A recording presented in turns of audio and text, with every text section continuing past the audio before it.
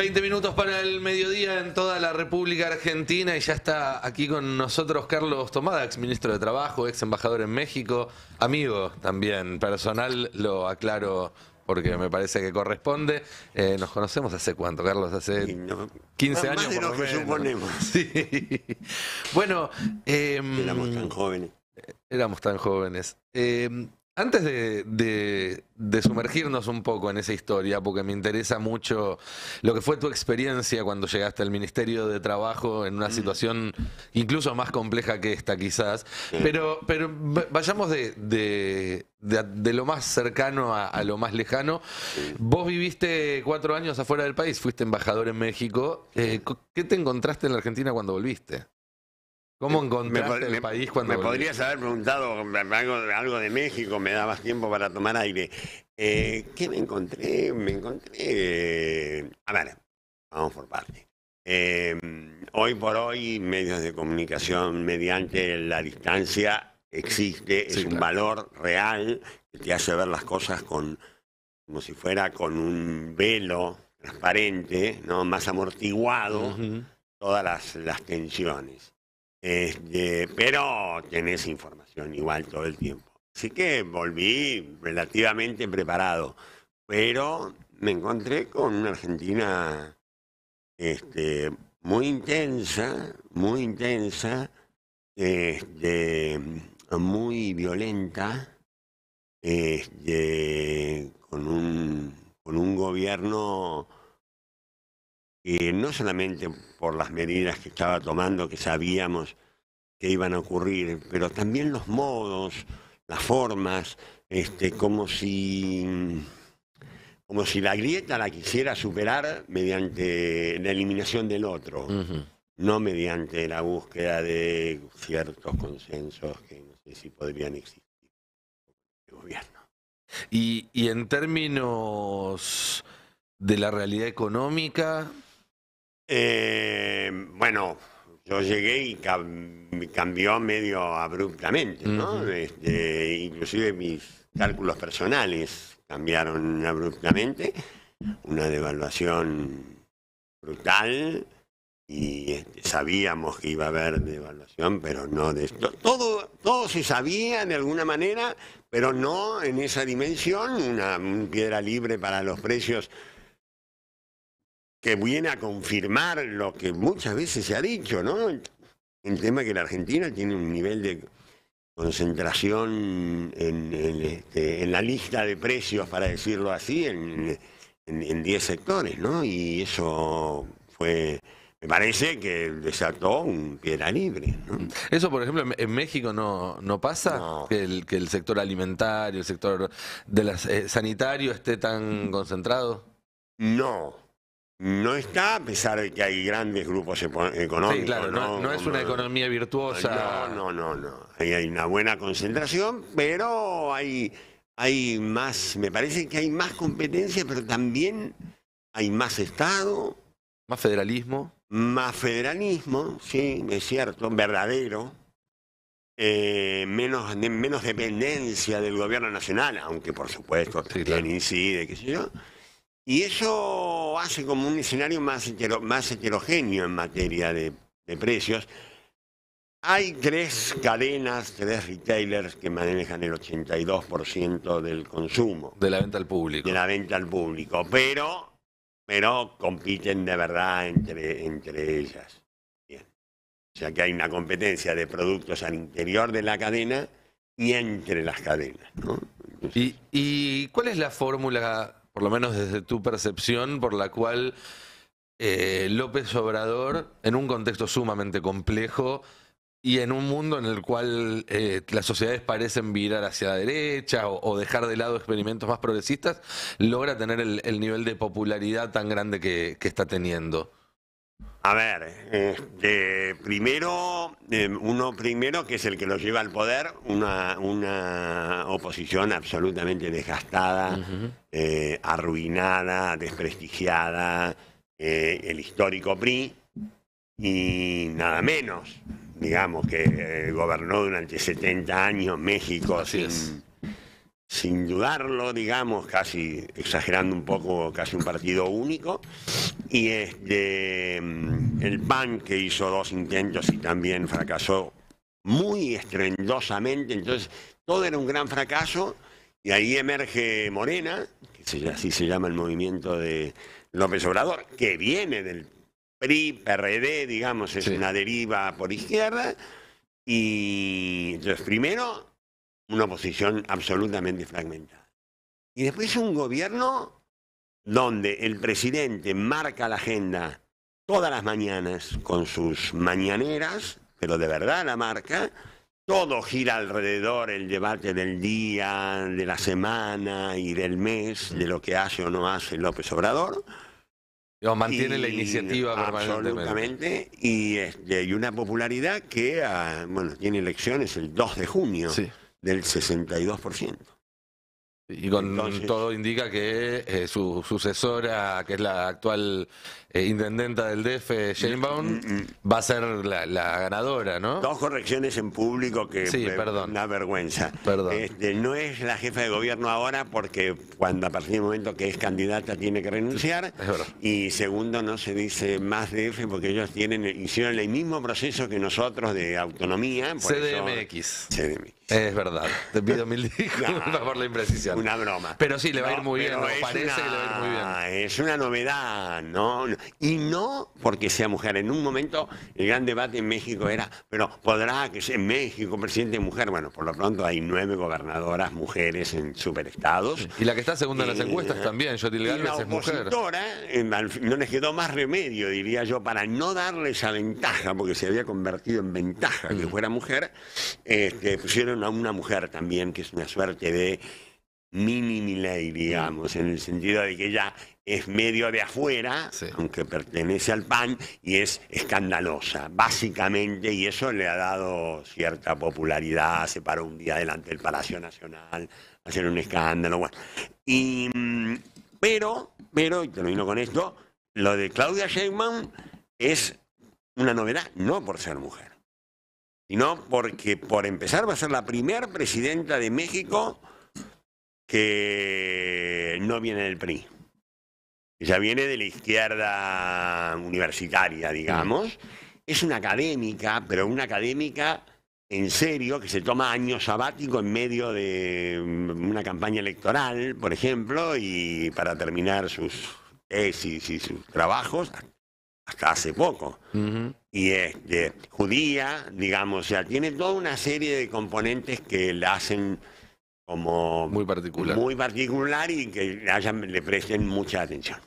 Bien. Y yo te preguntaba por el éxito de López Obrador y vos pusiste el foco en la iniciativa política. Sí, claro. Y me sorprendió que no mencionaste, digamos, la parte económica, el tema distributivo y demás. ¿Cómo se da ese debate? ¿Sabés? Pero no fue casualidad que me olvidé. Es que hay una cosa muy rara que ocurre en México, que es la política no contamina la economía y la economía no contamina la política. No me preguntes cómo y por qué, pero eso ocurre. Y no hay dos modelos económicos en debate. No. A ver, ellos tuvieron su Menem y privatizaron muchísimas cosas. López Obrador ahora está recuperando cierta presencia del Estado y está ampliando el estado de bienestar. El estado de bienestar mexicano supo ser tal vez el más cercano a los europeos, junto con el intento nuestro, digamos. Pero, a pesar de que, por supuesto, que hay medidas económicas, por ejemplo, hay cierta inflación. Como todo el mundo, post pandemia tuvieron una... Pero no es cuestión de un combate, no pasa por ahí. Y en todo caso, no. La palabra contaminar está bien, porque no incide. Hay debate económico, hay debate, pucha si hay debate político, claro. Se matan. Mirá, te digo, Nico, lo que menos me costó fue llegar y entender la lógica de los medios. Igual que acá. Y sobre todo los medios escritos, los que están con el gobierno y los que lo matan al gobierno. O sea, Me suena. Eso es. Sí. ¿Y el tema del narco se mete en la campaña? Porque es un tema que acá ahora nos tiene muy sensibilizados, porque Rosario, siendo algo muy distinto a lo que está pasando en México, pero empiezan a llegar acá las chispas de ese problema que se está expandiendo en toda la región. Sí, una cosa que hay que tener siempre en cuenta cuando uno habla de México y compara con, por ejemplo, Argentina, es que México es muy grande. Sí. Todo es. Medís una vasija y te traen una vasija así de alta y todo es grande. Entonces, la diferencia del narco, de lo que está pasando en Rosario, digamos, que tampoco es solamente narco, me parece, no tiene nada que ver con el crimen organizado y el narcotráfico, que sí está presente. A veces uno, y a mí me pasa, confieso, a veces habla de México y de aquí, de allá, y su futuro, y sus oportunidades, y qué sé yo, y parece olvidarse que, por ejemplo, tiene estados que son cuasi manejados por el narco, está en retirada en algunos lugares, por ejemplo, en Ciudad de México, que en una época era problemático, estás y ni te das cuenta. Pero sí es un problema, y un problema al cual no se le ha encontrado una respuesta, ni en México ni en el mundo, digámoslo. Vengamos a la Argentina. Vos asumiste como ministro de Trabajo probablemente con la tasa de desocupación de las más altas de la historia.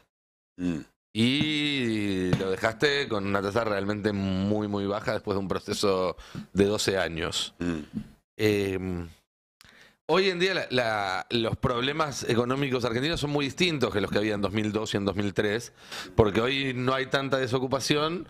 Lo que pasa es que los que están ocupados son pobres, no les alcanza, tiene que haber múltiples trabajos, la informalidad está mucho más enquistada.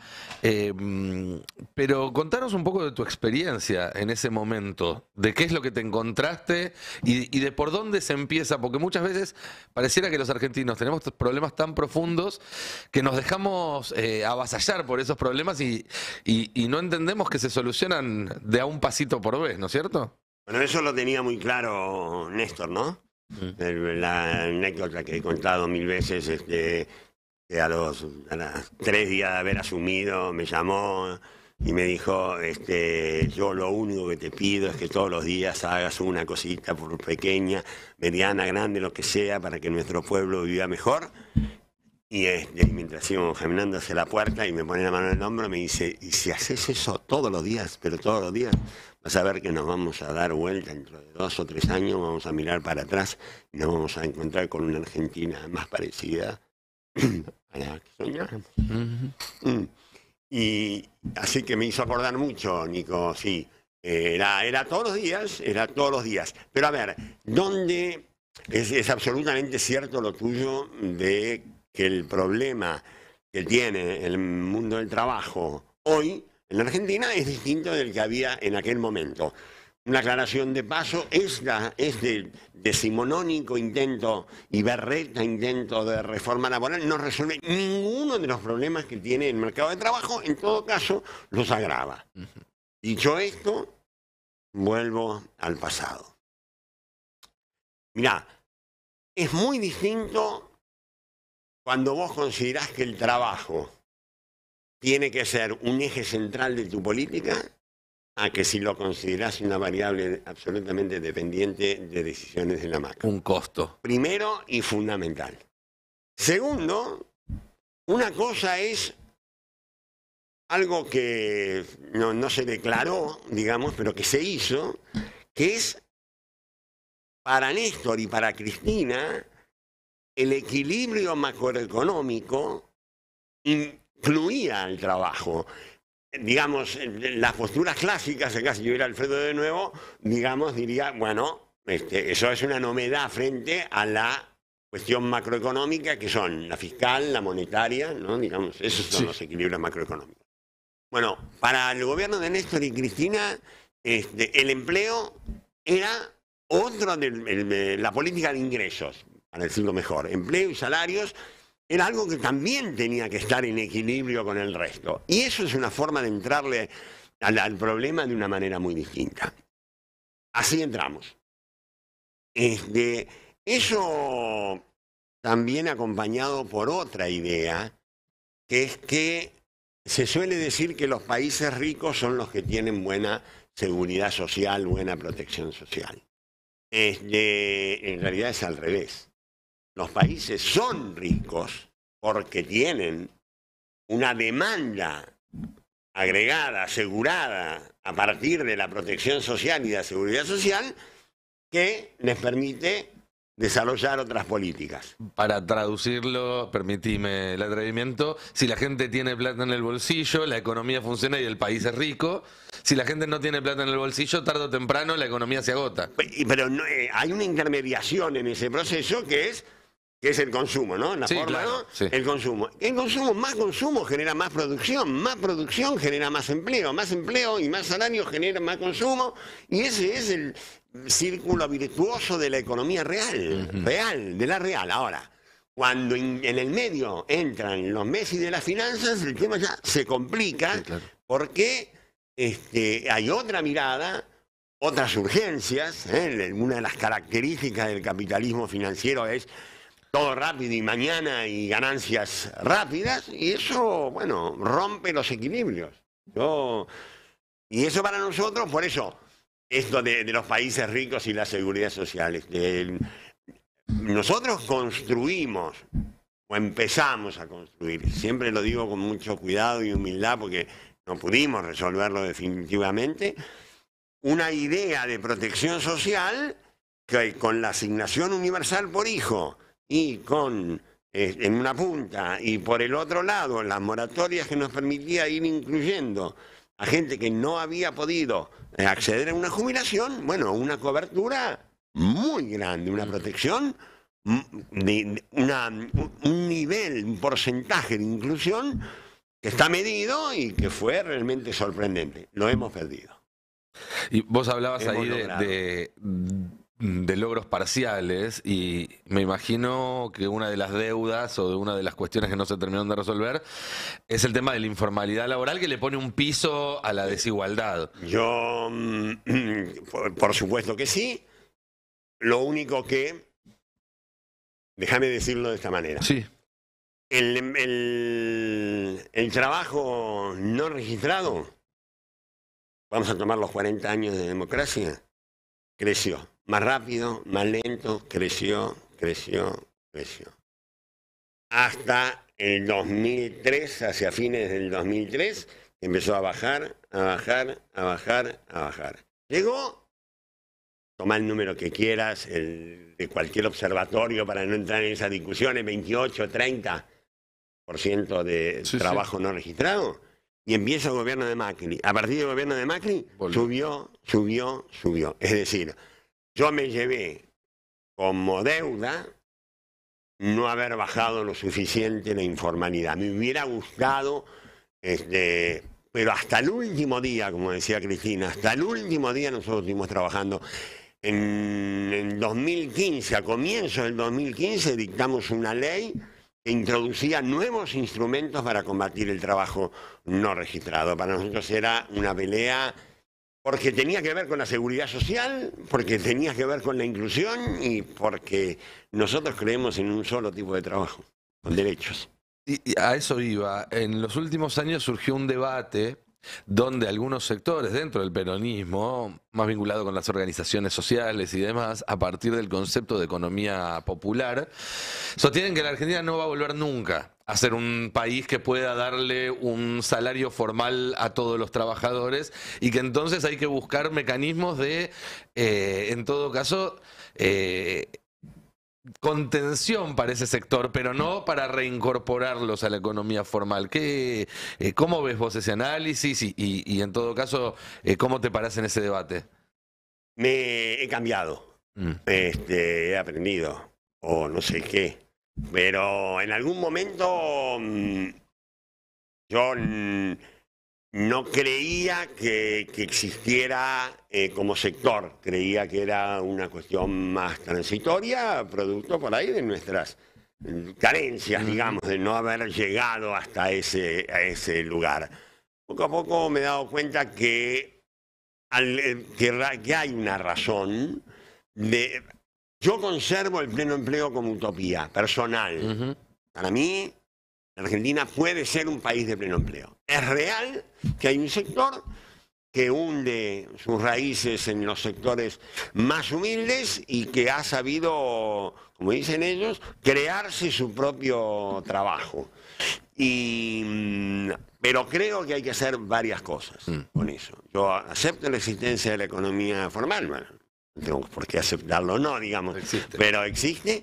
Y creo que está bien lo que se está intentando con el salario social, que es la forma, junto con políticas universales. Por ejemplo, la asignación universal por hijo es una política universal que abarca también a los trabajadores de la economía informal o la economía social o economía popular.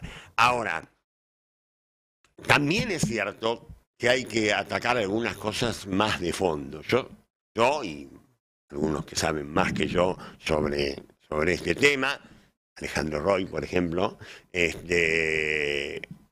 sostienen que hay alguna de esas tareas propias de la economía social que en realidad forman parte de la cadena de valor de la economía productiva, formal. Con lo cual, lo que hay que hacer es poner en valor esos trabajos para que realmente puedan ingresar a la formalidad.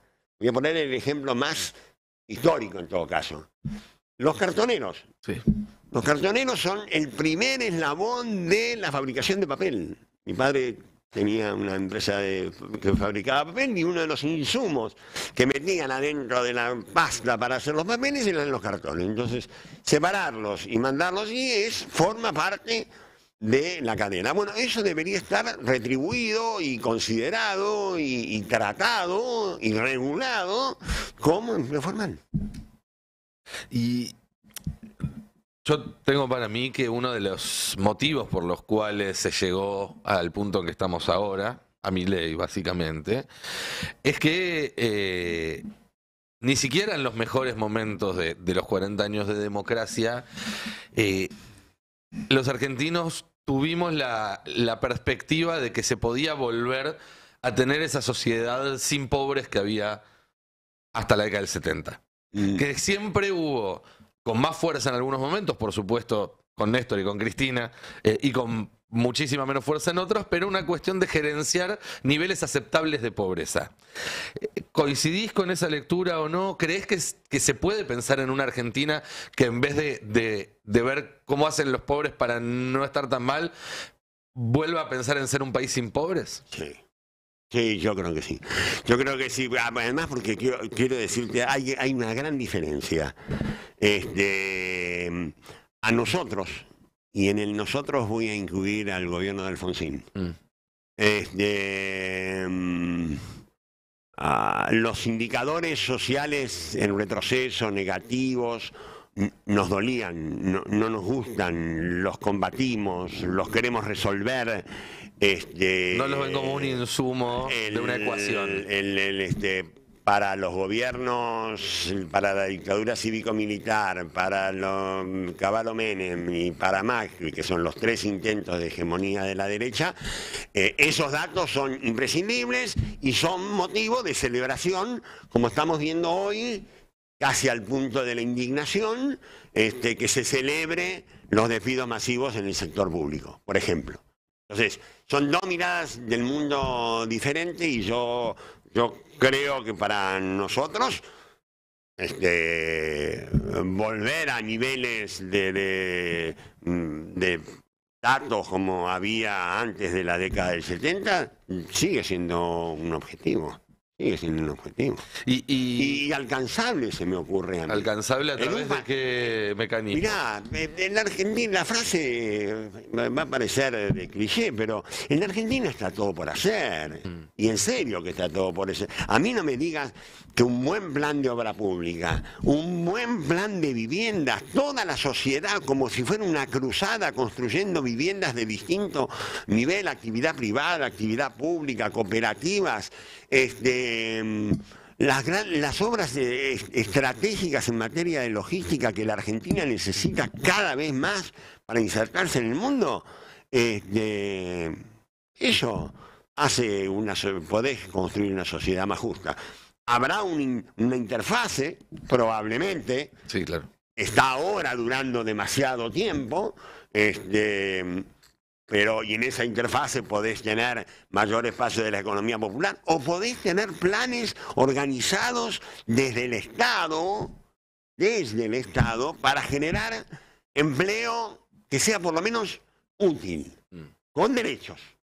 ¿Podés? Decís útil en el sentido de no poner a alguien a hacer un pozo y otro a taparlo. No, para forestar el país. Todo. Sí. Por ejemplo, digo. Sí, o recursos estratégicos. Entonces, yo creo, y no soy el único, hay gente que está pensando en estos tiempos de debates, después de haber perdido, es lógico que los haya, también hay gente que está trabajando y pensando en un modelo de país para todos. Sí. Vos has encabezado muchas veces equipos técnicos que desarrollaron plataformas. Hoy en día no está muy de moda que un espacio político tenga una plataforma, pero si te convocaran mañana, la mesa política de... yo no necesito que me convoquen. Yo me siento autoconvocado. Vos te sentís autoconvocado. Sí, absolutamente. Me parece fantástico. ¿Por dónde se empieza? Teniendo claro que estoy en la cuarta línea, que es otro tiempo generacional, realmente para pensar junto con otros compañeros, excelentes trayectorias y demás, pensando en el país que viene y sin aspiraciones de otro tipo, digamos, para decirlo. Sí, pero ¿por dónde pasa hoy esa construcción de una plataforma con propuestas para ahora, para el 2024? Sí. Que no significan de ninguna manera impugnar cosas que se hicieron o que se dejaron de hacer en otro momento, sino reconocer que está cambiando el mundo, que está cambiando el país, que nos encontramos, que nos explotó en la cara una sorpresa como Javier Milei, y que eso necesariamente implica revisar mucho de las presupuestos sobre los que se estaba trabajando. ¿Por dónde? Bueno, lo iba a poner en condicional, pero te lo pongo en presente. ¿Por dónde se trabaja esa renovación o esa rediscusión de ideas? Hay 2 o 3 puntos de partida básicos. El primero desde una oposición frontal y clara con este gobierno. No hay espacio para consensos con este gobierno. La verdad, a ellos los votaron para hacer gobierno y que ellos cuiden la gobernabilidad. Nosotros somos oposición, construimos la alternativa. Segundo, creo que se trata de reconstruir el Estado. El Estado ha estado mal y no ha estado peor gracias a los trabajadores del sector público, que lo han cuidado y mantenido, contrariamente a los discursos clásicos. Pero sí podemos tener un Estado mejor y con políticas públicas inclusivas, cosa que se ha abandonado. La otra premisa es tener una postura independiente lo más posible de los poderes fácticos por un lado y de los organismos financieros multilaterales. Lo más autónoma, lo más alejado de ese tipo de influencia, porque va a haber que tener mucha audacia. Y a partir de ahí recrear una nueva idea de país que no implica ni abandonar convicciones, que no implica decir que hay que arrasar la justicia social, que no implica que los derechos humanos son un curro, que hay que terminar el Estado. Exactamente lo contrario. El Estado es el único posible actor en contra de la desigualdad, el único. Entonces, pensar en cosas concretas. Cuando digo en cosas concretas, por ejemplo, paso de la definición, tenemos que volver a recuperar la definición de soberanía política. Qué bien, qué lindo. ¿Y qué eso? ¿Cómo me cambia a mí la vida? Bueno, soberanía política es el canal de Magdalena. Soberanía política es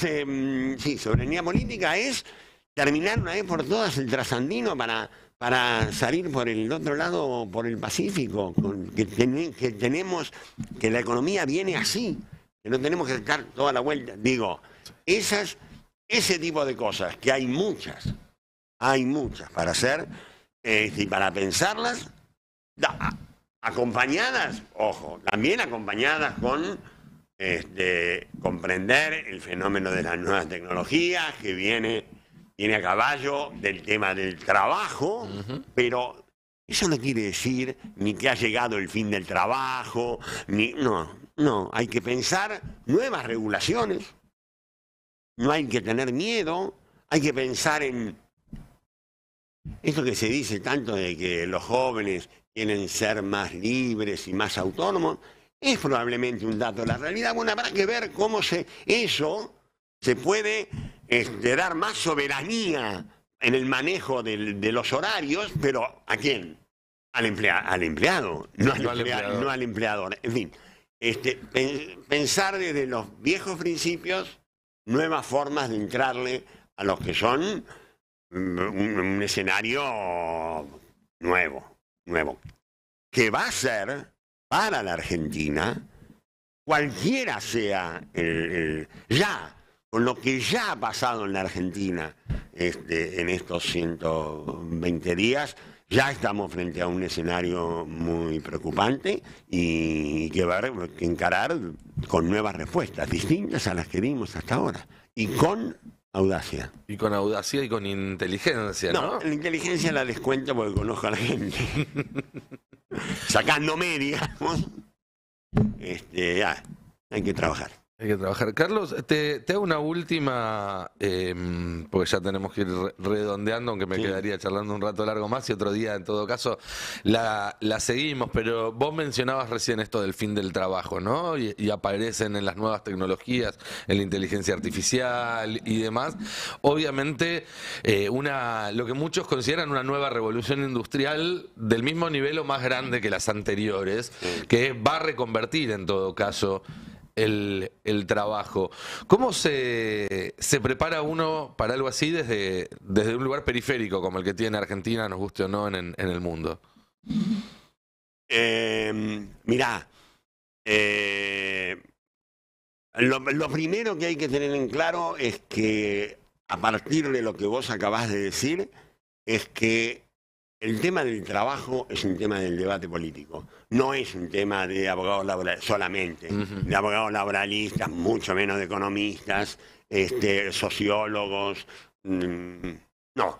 Tiene que ver con se está debatiendo en el mundo qué países van a trabajar y qué países no van a trabajar, digamos. Entonces, la Argentina, desde este lugar, yo creo que primero tiene que estar al tanto, lo más presente posible, en un proceso que se está dando de, llamémosle, ya que la derecha se ha apropiado de la palabra reforma, que es una palabra habría que recuperar, claro, que es nuestra, claro.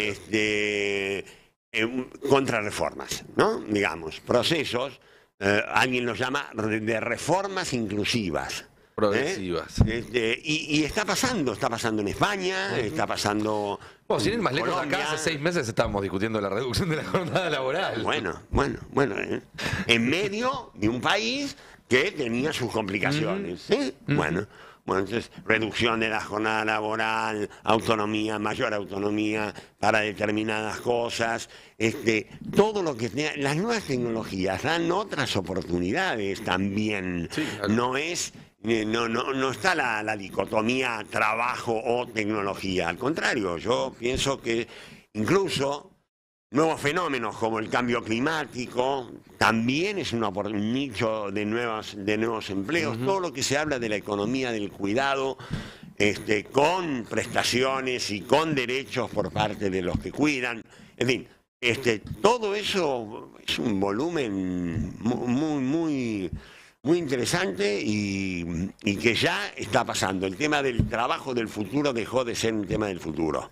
La clave en todo caso es no quedar encerrados en la trampa de defender un status quo insatisfactorio por no estar de acuerdo con las reformas que propone la derecha. Me cuesta un poco, casi me describiste, pero no me gusta ser conservador, así que estamos tratando de salir de ese lugar, lo digo un poco en broma.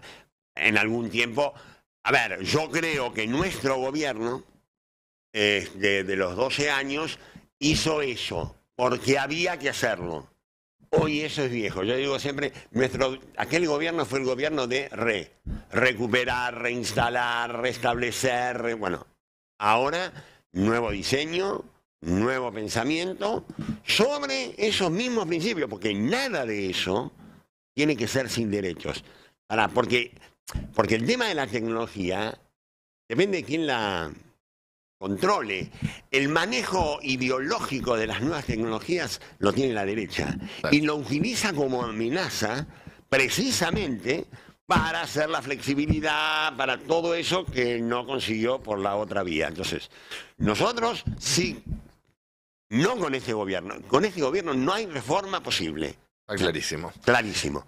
Pero sí hay que pensar para adelante reformas que incluyan, reformas que entiendan esta nueva forma que se están dando con derechos. No está escrito en ninguna piedra, en ningún lado, que el trabajo del futuro, como le dicen, es sin derechos. Carlos, muchísimas gracias por esta visita y bueno, espero que la podamos seguir pronto. Hay muchísima gente comentándolo en las redes y viéndolo a través de la radio, de la tele, de YouTube, así que bueno, nada. No estoy acostumbrado a esto de la tele y en la radio. ¿Viste? Bueno, es parte de las nuevas tecnologías también. Ustedes quédense ahí que ya venimos con más. Tenemos en un rato una nota para ver cómo viene la agenda del Congreso, de la Cámara de Diputados, que es uno de los árbitros que en esta semana va a decidir en parte cómo sigue esta gestión y muchas cosas más hasta la 1, así que no se vayan, estamos en el Destape.